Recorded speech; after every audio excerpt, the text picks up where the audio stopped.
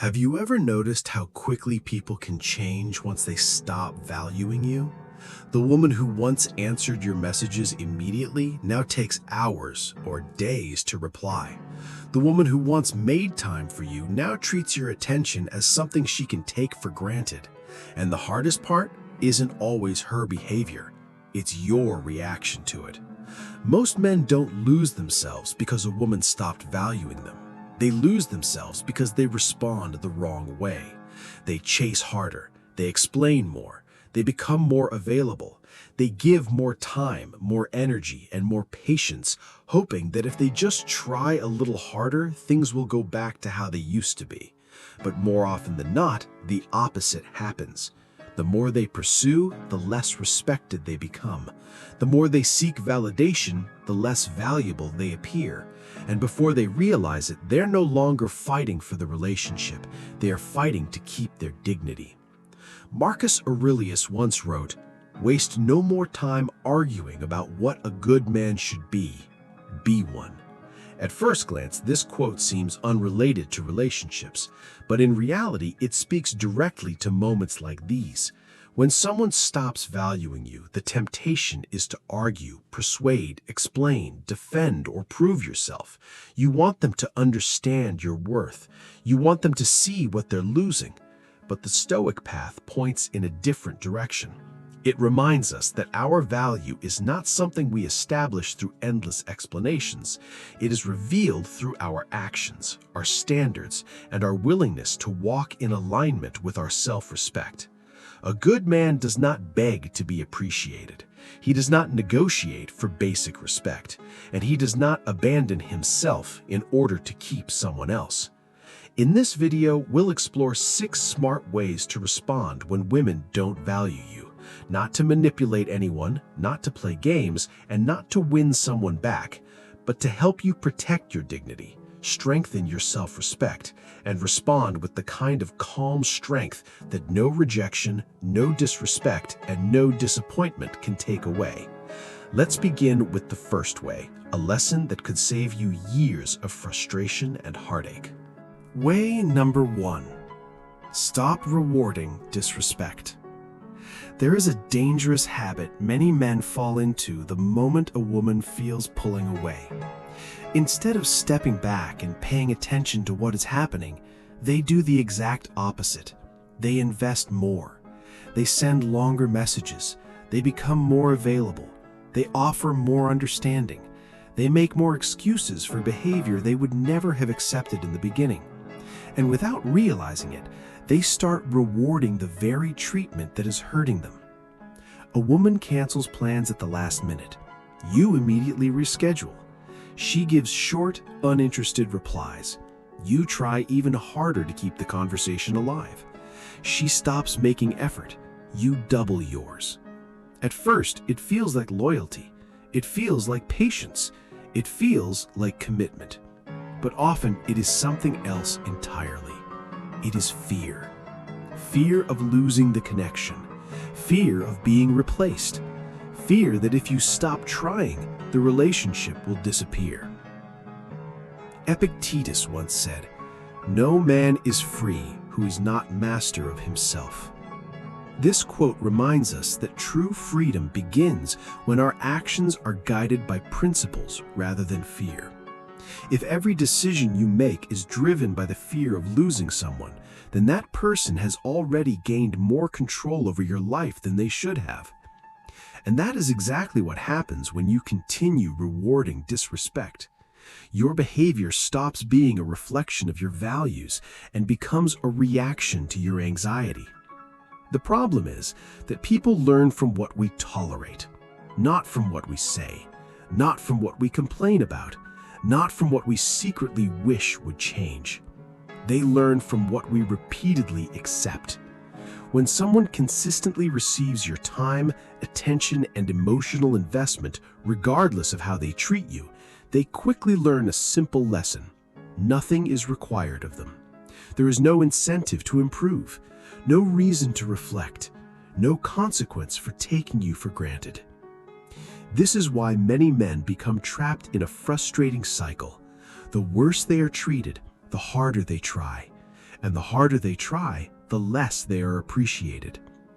Not because they are weak, not because they are unworthy, but because they are unintentionally teaching others that their standards are negotiable. A Stoic response begins with recognizing this pattern and refusing to participate in it any longer. This does not mean becoming cold. It does not mean becoming rude, and it certainly does not mean playing manipulative games. It simply means allowing your actions to align with reality. If respect decreases, your investment should not increase. If effort disappears, your effort should not multiply. If someone repeatedly shows you that your presence is not valued, continuing to offer more of yourself will not solve the problem. It will only deepen it. Seneca wrote, "He who respects himself is safe from others." The deeper meaning is powerful. A man who respects himself does not need to punish people for treating him poorly. He simply stops rewarding the behavior. He understands that self-respect is expressed through boundaries, not arguments, through actions, not ultimatums, through consistency, not emotional outbursts. Sometimes the smartest response is not a dramatic confrontation. It is a quiet adjustment. You stop overextending yourself. You stop making excuses. You stop giving premium access to people who treat you like an afterthought. And in that moment, something interesting happens. You begin to see the relationship more clearly. Because once you stop rewarding disrespect, you remove the fog created by desperation. You stop asking, "How can I make her value me?" and start asking a much better question. Why am I investing so heavily in someone who doesn't? And that question leads directly to the second way. Because after you stop rewarding disrespect, the next step is learning how to invest your energy wisely rather than endlessly.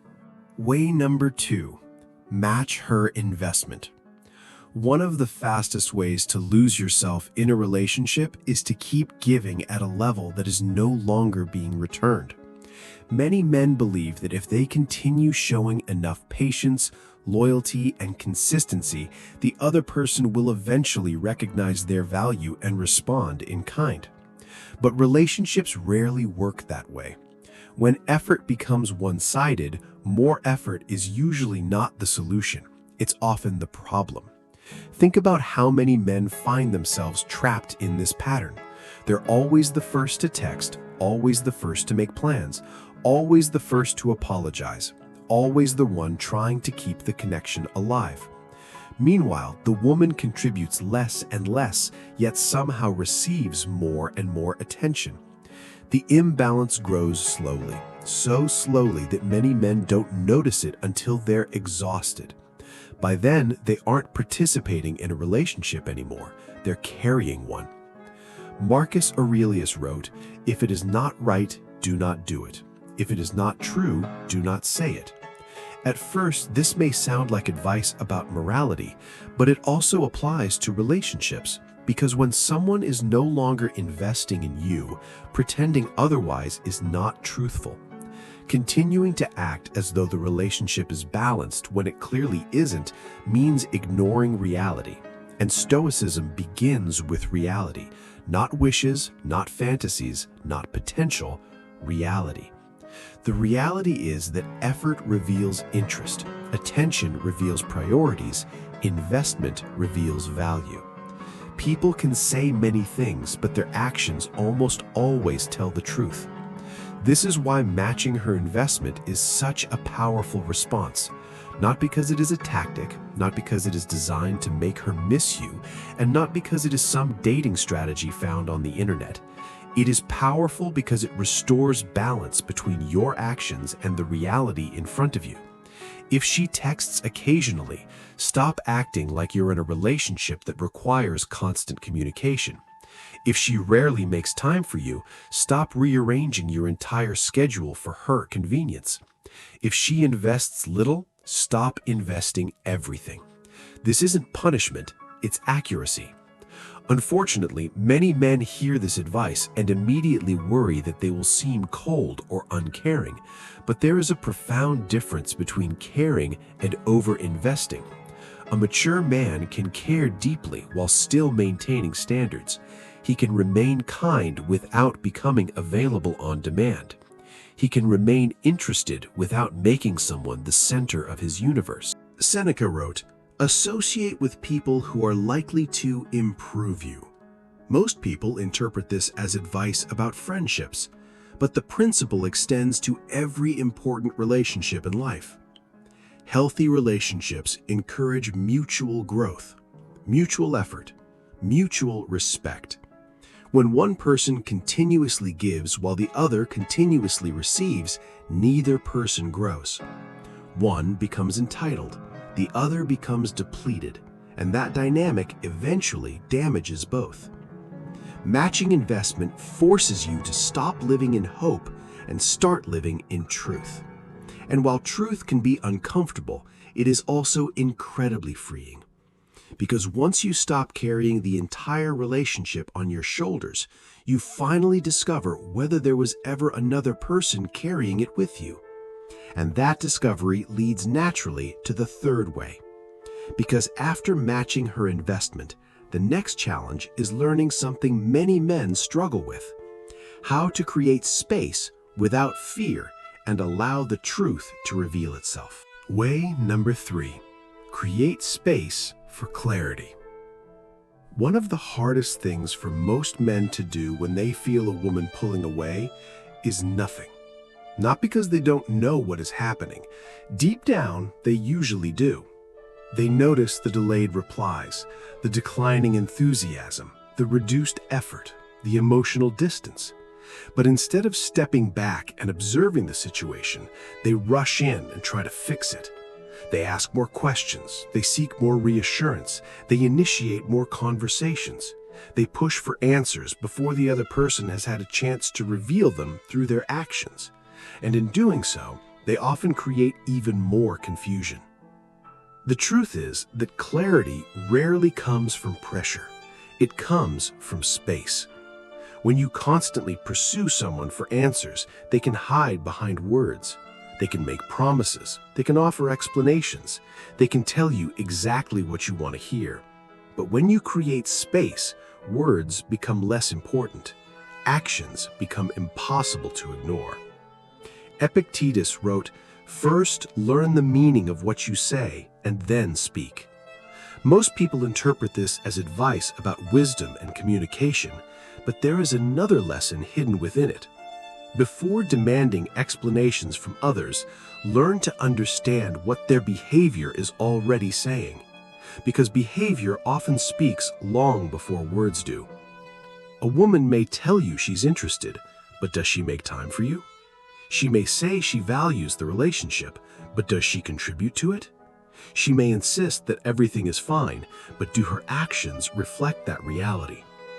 When actions and words conflict, Stoicism teaches us to pay attention to actions, and creating space allows those actions to become visible. This is where many men become uncomfortable, because space creates uncertainty, and uncertainty activates fear. The fear that she will lose interest, the fear that she will forget about you, the fear that if you stop pushing, everything will fall apart. But consider this: if a relationship can only survive because one person constantly forces it forward, was it truly stable in the first place? A healthy connection should not require endless maintenance from one side. It should possess enough mutual interest to sustain itself. This is why creating space is not about playing hard to get. It is not a strategy designed to trigger someone's emotions, and it is not a manipulation tactic. It is an act of observation. You are stepping back so reality can step forward. Marcus Aurelius wrote, "You have power over your mind, not outside events. Realize this and you will find strength." The outside event is whether she chooses to invest, whether she reaches out, whether she values your presence, whether she makes an effort. You cannot control any of those things. What you can control is your response. You can control whether you continue forcing an outcome that may no longer exist. You can control whether you cling to uncertainty or allow reality to reveal itself. And that is exactly what space does. It reveals. Sometimes it reveals genuine interest. Sometimes it reveals indifference. Sometimes it reveals that the relationship was already fading long before you admitted it to yourself. But whatever it reveals, it gives you something precious, the truth. And truth is always more useful than false hope, because false hope keeps you waiting. Truth allows you to move forward. The irony is that many men are terrified of creating space because they fear what they might discover. But avoiding the truth never changes it. It only delays it. And every day spent delaying reality is another day spent draining your emotional energy. When you create space, you stop chasing certainty from another person. You start finding certainty within yourself. You stop obsessing over every message, every mood, every signal, and you begin to see the relationship from a position of strength rather than anxiety. That's when clarity emerges, not because someone finally explained everything, but because their actions did. And once you begin seeing things clearly, another challenge appears. Because clarity means very little if you cannot manage your emotions. Which brings us to the fourth way, perhaps the most difficult skill of all: learning how to master your emotions when disappointment, rejection, or disrespect enters your life. Way number 4, master your emotions. If there is one thing that causes men to make poor decisions in relationships, it is not a lack of intelligence, it is emotional reactivity. A woman pulls away, and suddenly he feels the need to act immediately. He sends the text, he demands an explanation, he replays every conversation in his head. He searches for hidden meanings in every word, every pause, every change in tone, and before long, he is no longer responding to reality, he is responding to his emotions. This is where many men lose their power, not because they care, caring is human, not because they feel hurt, pain is unavoidable, but because they allow temporary emotions to dictate permanent decisions. The Stoics understood something that most people never learn. The first emotion is often automatic. The second reaction is a choice. Epictetus wrote, "It's not what happens to you, but how you react to it that matters." This may be one of the most quoted Stoic teachings of all time, and perhaps one of the most misunderstood. It does not mean pretending you don't care. It does not mean suppressing your emotions, and it certainly does not mean becoming cold or detached from life. What it means is recognizing that there is a space between what happens and what you choose to do next, and within that space lies your freedom. Imagine receiving a cold message from someone you care about. Your first reaction might be disappointment. That's natural. But what happens next? Do you immediately send a paragraph demanding answers? Do you accuse her of losing interest? Do you spiral into anxiety and create stories that may not even be true? Or do you pause, observe, gather information, allow the emotion to settle before deciding how to respond? That pause is where emotional mastery begins. Marcus Aurelius wrote, "The best revenge is not to be like your enemy." Most people hear the word revenge and think of conflict, but the deeper lesson is about self-control.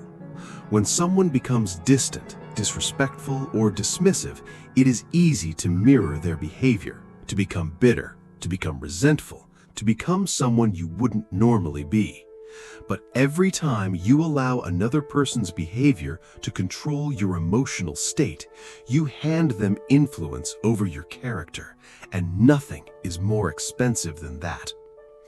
One of the greatest advantages of emotional control is that it allows you to see situations clearly. Strong emotions narrow perception. They make everything feel urgent, everything feels personal, everything feels catastrophic. But calmness expands perception. You begin noticing things you couldn't see before, patterns, motives, inconsistencies, truths that were hidden behind emotional noise. This is why the strongest response is often the least dramatic one. Not because you're weak, not because you're indifferent, but because you're disciplined. You understand that every situation does not deserve your reaction. Some situations deserve your observation, some deserve your patience, and some deserve your departure, but none deserve your loss of self-control. There is another reason emotional mastery matters. People often reveal their true character when they don't get the reaction they expected. Some individuals thrive on emotional chaos. They provoke, they test boundaries, they create uncertainty, and they expect you to react. The moment you become emotionally stable, those patterns become much easier to recognize because now you're observing rather than participating. You're studying rather than chasing. You're evaluating rather than pleading, and that changes everything. Seneca wrote, "The greatest remedy for anger is delay." Simple words, profound wisdom. Not every text needs an immediate reply. Not every conflict needs an immediate resolution. Not every emotional wound requires an immediate reaction. Sometimes the wisest thing a man can do is wait, think, reflect, and respond from strength rather than impulse. Because emotions are temporary, but the consequences of emotional decisions can last for years. When you learn to master your emotions, something remarkable happens. You stop being controlled by other people's behavior. You stop allowing every disappointment to throw you off course. You stop making decisions from fear, frustration, loneliness, or desperation. And instead, you begin acting from clarity, from self-respect, from wisdom. And that transformation changes not only your relationships, it changes your entire life. But there is one final trap that even emotionally disciplined men can fall into, a trap that quietly gives other people too much power over their happiness. And overcoming that trap brings us to the fifth way: return to your purpose. Way number 5, return to your purpose. One of the most dangerous things a man can do is make a woman the center of his life. Not because relationships are unimportant, not because love is a weakness, but because no single person should become the foundation of your identity. Yet this happens more often than most men realize. At first, the changes seem harmless. You think about her a little more. You adjust your schedule a little more. You invest a little more time and energy. But slowly, almost without noticing, your world begins to shrink. Your goals become secondary. Your hobbies fade into the background. Your personal growth slows. Your focus shifts away from your own path and toward her reactions. How quickly she responds, how much attention she gives you, whether she seems interested today, whether she seems distant tomorrow. And before long, your emotional state becomes tied to variables you cannot control. This is where many men lose themselves. Not because a woman took their power, but because they handed it over. Marcus Aurelius wrote, "Look within. Within is the fountain of good, and it will ever bubble up if thou wilt ever dig." This quote points to a truth that modern life constantly encourages us to forget. The source of your strength is not outside you, it is within you. Not in someone's approval, not in someone's affection, not in someone's validation. Those things can be wonderful additions to your life, but they were never meant to become the foundation of it. When a man's sense of worth depends entirely on how someone else treats him, he becomes emotionally fragile. Every compliment lifts him, every criticism breaks him, every text excites him, every silence unsettles him. His peace is no longer his own, it belongs to whoever has his attention, and that is a dangerous way to live.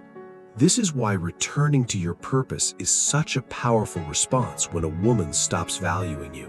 Because purpose restores perspective.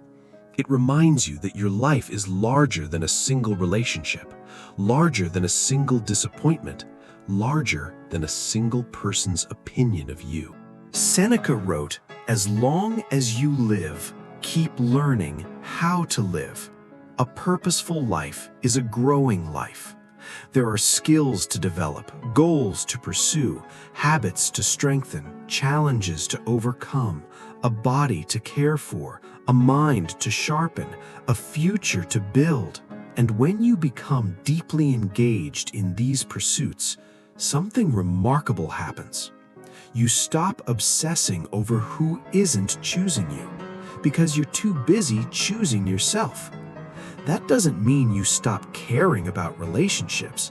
It means relationships return to their proper place. They become part of your life, not your entire life. A healthy relationship should complement your purpose, not replace it. It should add meaning to your journey, not become your journey. Many men unknowingly reverse this order. They sacrifice their mission to preserve a relationship, and then they wonder why both begin to suffer.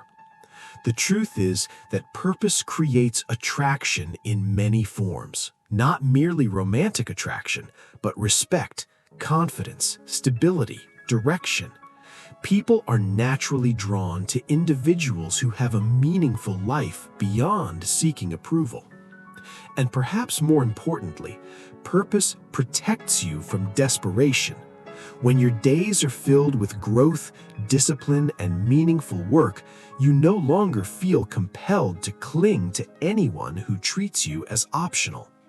You begin making decisions from abundance rather than scarcity, from self-respect rather than fear, from confidence rather than insecurity.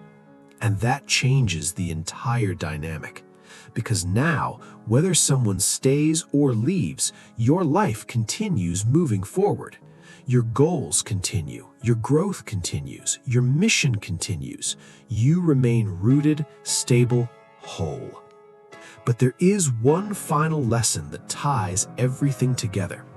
Because sometimes, despite your patience, your boundaries, your emotional control, and your commitment to your own purpose, the relationship still does not improve. And when that happens, there is one response many men resist for far too long. Which brings us to the sixth and most difficult way: know when to walk away. Way number 6. Know when to walk away. For many men, this is the hardest lesson of all. Not because they don't see the problems, not because they don't recognize the disrespect, not because they haven't suffered enough, but because walking away requires accepting a truth they have spent months or even years trying to avoid. Sometimes, no matter how much you care, a relationship has reached its end. And no amount of effort can save something that only one person is trying to maintain. This is where many men become trapped. They confuse persistence with wisdom, loyalty with self-sacrifice, hope with reality. They tell themselves, maybe she'll change, maybe she just needs more time, maybe things will go back to how they used to be. And so they stay. Not because the relationship is healthy, but because letting go feels more painful than holding on, at least in the beginning. Epictetus wrote, "Never depend upon the admiration of others. There is no strength in it." This quote strikes at the heart of why so many people remain in relationships that no longer serve them. Often, they are not holding on to the person. They are holding on to what that person represents: validation, acceptance, companionship, the dream of what could have been. And when those things become attached to one individual, letting go can feel like losing a part of yourself. But Stoicism teaches something different. It reminds us that anything outside our control was never truly ours to keep. Not another person's feelings, not another person's loyalty, not another person's commitment, only our own character, only our own choices, only our own response. And once you understand that, walking away begins to look very different. It is no longer an act of defeat. It becomes an act of alignment. You are aligning your actions with reality. You are accepting what is, rather than clinging to what you wish were true. Marcus Aurelius wrote, "Receive without pride, let go without attachment." Few lessons are more difficult. Most people know how to receive. Very few know how to release, especially when emotions are involved, especially when memories are involved, especially when a future they imagined begins to disappear. But maturity requires both, the ability to appreciate what was and the courage to release what no longer is. Knowing when to walk away does not mean becoming cynical. It does not mean giving up at the first sign of difficulty, and it certainly does not mean avoiding commitment. A Stoic man understands that all meaningful relationships require effort, communication, patience, forgiveness, growth. But there is a difference between working through challenges together and carrying a relationship alone. One is partnership, the other is self-abandonment. And learning to recognize that difference can save years of unnecessary suffering. There comes a point where every man must ask himself a difficult question. Am I staying because this relationship is healthy, or because I'm afraid to let it go? The answer to that question often changes everything, because fear has a way of disguising itself as love. Fear of loneliness, fear of starting over, fear of regret, fear of not finding someone else. And when fear is making your decisions, your standards inevitably begin to fall. You accept behavior you once rejected. You tolerate treatment you once questioned. You remain in situations that no longer align with your values, not because you don't know better, but because fear convinces you that something unhealthy is better than nothing at all. Yet the Stoics repeatedly warned against living from fear. Seneca wrote, "He suffers more than necessary who suffers before it is necessary." How many men stay trapped because they are suffering an imagined future? A future where they are alone, a future where they are unhappy, a future where they never recover. Meanwhile, they ignore the suffering already happening in the present. The truth is that walking away hurts. No Stoic would deny that. There will be sadness, disappointment, grief, moments of doubt. But pain and damage are not the same thing. Pain is part of healing. Damage is what happens when you remain somewhere that continues to diminish your self-respect. And that distinction matters, because sometimes the short-term pain of leaving is the price of long-term peace. The irony is that many men only realize this after they finally walked away. Months later, sometimes years later, they look back and wonder why they stayed so long, why they ignored so many warning signs, why they fought so hard for something that was no longer fighting for them. And in that moment, they understand something profound. Walking away did not cost them their peace. Staying did. Ultimately, knowing when to walk away is not about rejecting another person. It is about choosing yourself, choosing your dignity, choosing your standards, choosing a future that is built on mutual respect rather than constant uncertainty. And when you make that choice, something remarkable happens. You stop fearing loss because you finally realize that the greatest loss was never losing someone else. It was losing yourself. And that realization brings us to the final thought of this video. Final thought. Smart ways to respond when women don't value you. When a woman stops valuing you, it's easy to become focused on her behavior. You wonder what changed. You analyze every conversation. You question every interaction. And sometimes, without realizing it, you begin chasing answers that may never come. But as we've explored throughout this video, the real issue is not what she chooses to do. The real issue is how you choose to respond. Because your response determines whether you lose yourself in the situation or grow from it. That's why these 6 ways matter. Not because they guarantee someone will come back, not because they force someone to appreciate you, and certainly not because they give you control over another person's choices. They matter because they help you maintain control over your own life, your own emotions, and your own self-respect. Throughout this video, we've explored 6 smart ways to respond when women don't value you. You stop rewarding disrespect. You match investment with investment. You create space for clarity. You master your emotions. You return to your purpose. And when necessary, you walk away with dignity. Notice what all 6 ways have in common. None of them are about controlling someone else. They are about controlling yourself. That is the heart of Stoicism. And that is why these lessons remain relevant thousands of years after they were first taught.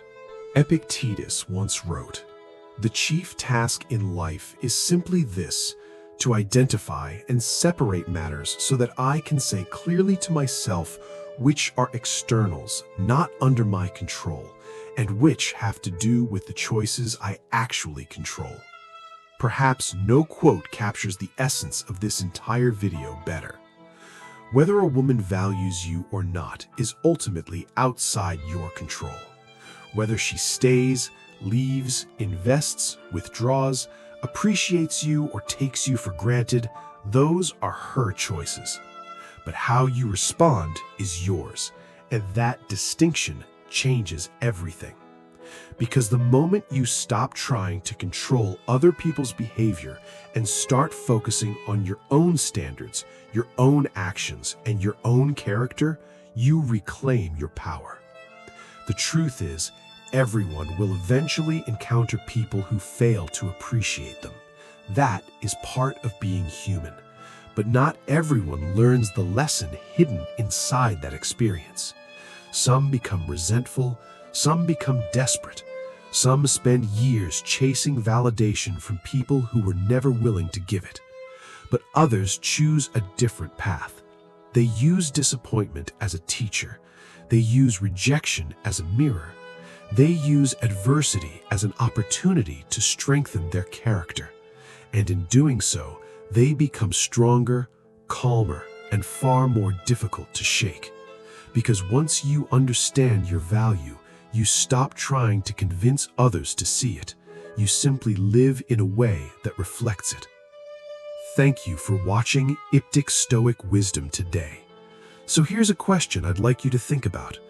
Which of these 6 ways do you believe is the most difficult for men today, and why? Share your thoughts in the comments below. And if this video helped you see relationships through a clearer Stoic lens, make sure to like the video, subscribe to Stoic Wisdom today, and join our growing community of men committed to self-respect, emotional mastery, and timeless wisdom. Remember, not everyone will value you, but you should never stop valuing yourself, and that changes everything. Until next time, stay calm, stay grounded, stay stoic.